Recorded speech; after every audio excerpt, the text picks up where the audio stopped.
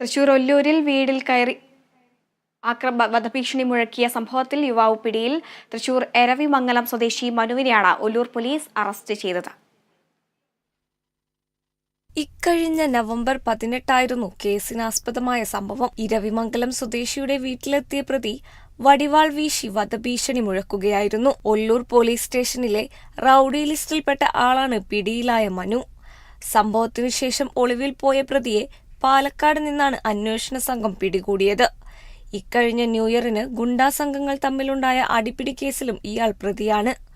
Ollur SHO Benny Jacob, principal SI Vijith, SI Fayas, senior CPO Renish, CPO Abeesh Antony, Subhash എന്നിവർ ചേർന്നാണ് പ്രതിയെ പിടികൂടിയത്.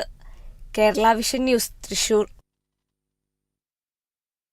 തിരുവനന്തപുരം കാട്ടാക്കട പൂവച്ചലിൽ പഞ്ചായത്ത് ഫണ്ട് ഉപയോഗിച്ച് നിർമ്മിച്ച റോഡ് കോൺക്രീറ്റിന് പിന്നാലെ വാഹനം കയറ്റി നശിപ്പിച്ചതായി